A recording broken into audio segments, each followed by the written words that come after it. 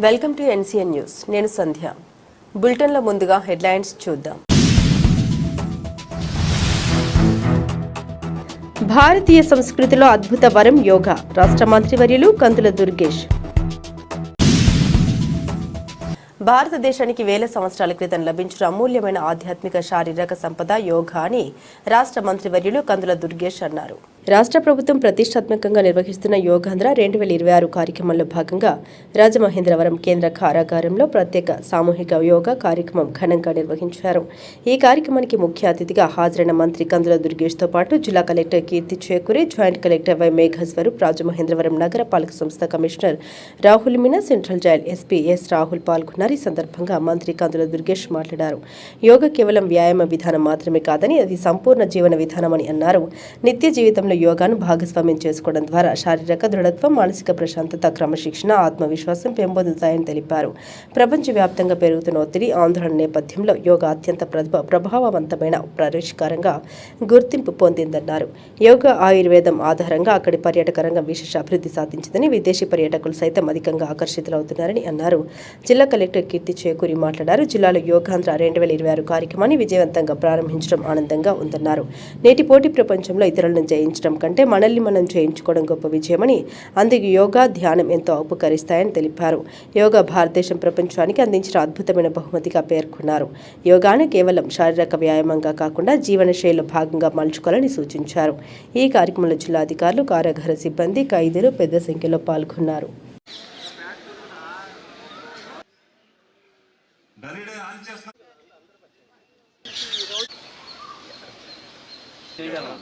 Sir కూడా చెప్పాడు కదా, చేయగలం. ఉంది మా దగ్గర మ్యాన్ పవర్ ఉంది. మనం స్టిచ్ చేస్తాం.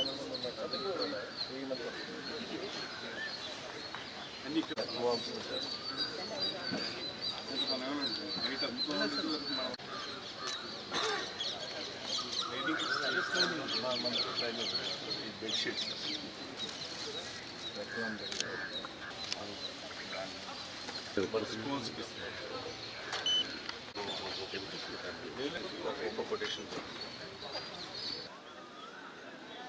గారైనటువంటి శ్రీ రాహుల్ మీనా మనం సెంట్రల్ ప్రిజన్ లో కార్యక్రమం చేస్తున్నామండి. కుమార్ గారు, ఈయన మున్సిపల్ సంజానపాతి అనే ప్రాణాయామం ఒకటి చేయిస్తామండి. ప్రాణాయామం అండ్ తర్వాత సంకల్పంతో ముగిస్తుంది. Thank you very much. యాక్చువల్గా చిన్న విషయం అండి, మనము క్రిందికి సమస్థితిలోకి తీసుకురండి. ఇప్పుడు శ్వాస విడిచిపెడుతూ ఎడమ ప్రక్కకు పెడుతూ ఎడమ ప్రక్కకు మరి చెవుకు ఎంతో ఆరోగ్యాన్ని ఇచ్చే శలభాసనం చేస్తున్నాం. 1 2 3 బయటికి విడిచిపెడుతూ ముక్కు ద్వారా ఛాతీలో ఉన్న మొహంలో చిరునవ్వు చెదరకుండా ఆ నాసికా రంధ్రాన్ని బంధించి నాసికా ముద్ర చూపుడు అలా శ్వాసని నెమ్మదిగా దీర్ఘ ఇందులోనే మా ఆత్మ వికాసం ఉంది మరియు ప్రపంచం పట్ల శాంతి, ఆనందము, ఆరోగ్య విషయాల యందు నిబద్ధతతో ఉంటాను. అలాగే విలువైన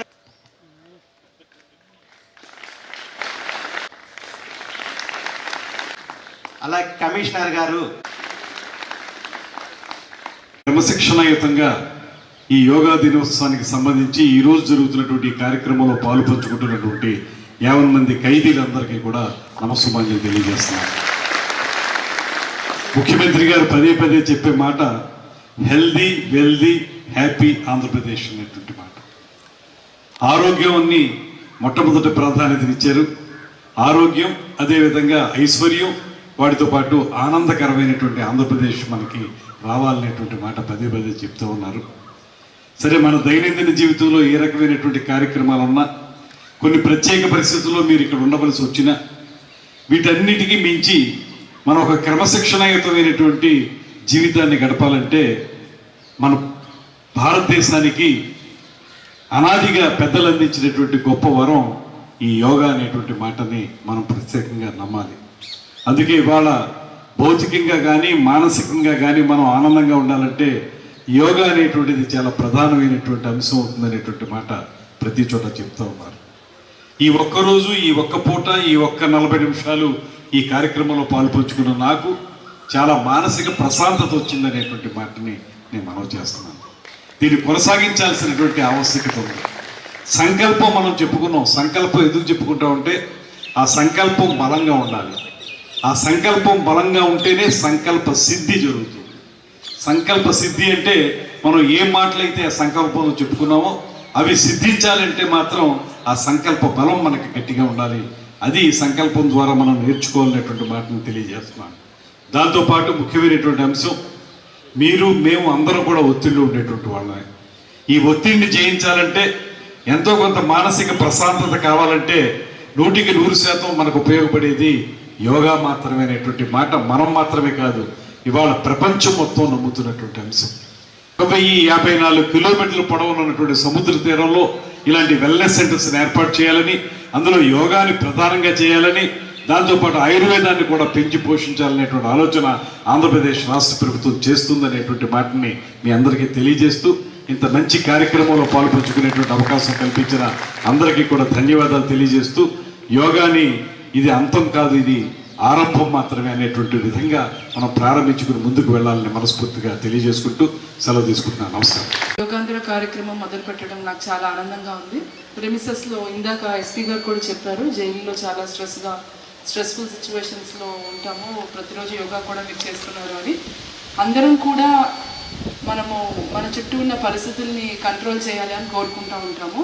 మనకు నచ్చినట్టుగా మన పరిస్థితులు సిచ్యువేషన్స్ ఉండాలని ప్రతి సెకండ్ అనుకుంటూ ఉంటాం. కానీ మనకు నచ్చినట్టు లేకపోయినా సరే ప్రశాంతంగా ఉండడానికి చాలా ఉపయోగపడే ఇన్స్ట్రుమెంట్ యోగా. సో దాన్ని మనం యోగాని కనుక మనం రోజు మన లైఫ్ స్టైల్లో భాగంగా చేసుకోగలిగితే మన చుట్టూ పరిస్థితులు ఎలా ఉన్నా సరే మనలో ప్రశాంతత కోల్పోకుండా రోజంతా కూడా మనం పనిచేసుకోవడానికి కుదురుతుంది. సో స్ట్రెస్ అనేది నాకు తెలిసి ఎవరైతే ఈరోజు ప్రపంచంలో ప్రతి ఒక్కళ్ళు స్ట్రెస్ఫుల్గానే ఉంటున్నారు. పక్కన వాళ్ళతో కంపారిజన్ వల్ల కానీ, రకరకాల మాధ్యమాల్లో కానీ అన్నీ ఉన్నవాళ్ళు స్ట్రెస్ఫుల్గా ఉంటున్నారు, ఏమీ లేని వాళ్ళు కూడా స్ట్రెస్ఫుల్గా ఉంటున్నారు. సో మన మీద మనము అంటే మనము ఎప్పుడు కూడా పక్కన వాళ్ళ మీద కానీ పక్కన దీని మీద కానీ పోటీతత్వంతో ఉంటాము, జయించాలని కోరుకుంటాం. మనల్ని మనం జయించడం అనేది చాలా కష్టమైనది. ఇందాక సంకల్పంలో కూడా మంచి సంకల్పం చెప్పారు. ఆ సంకల్పాన్ని మనం నిజంగా రీచ్ అవ్వాలి అంటే కనుక తప్పకుండా యోగా చేయాలి. యోగా కానీ, ఎక్సర్సైజ్ కానీ, మెడిటేషన్ కానీ ఇవన్నీ మనం చేయాలి. మీ అందరితో కలిసి ఇక్కడ ఈరోజు యోగా చేసినందుకు నాకు చాలా ఆనందంగా ఉంది. మీరందరూ కూడా ఇది రోజు చేసుకుంటారని కోరుకుంటూ, ఇక్కడ డిస్ట్రిక్ట్ ఆఫీసర్స్ ఉన్నారు, చాలామంది చేయలేదని చెప్పారు, నవ్వుతున్నారు. సో మేబీ ఈరోజు మళ్ళీ మనకి ఇంకో గుర్తు. నేను కూడా వారాన్ని రోజు చేద్దాం అనుకుంటాను, కానీ వారం రోజుల్లో 2 సార్లు మాత్రమే అవుతా ఉంది.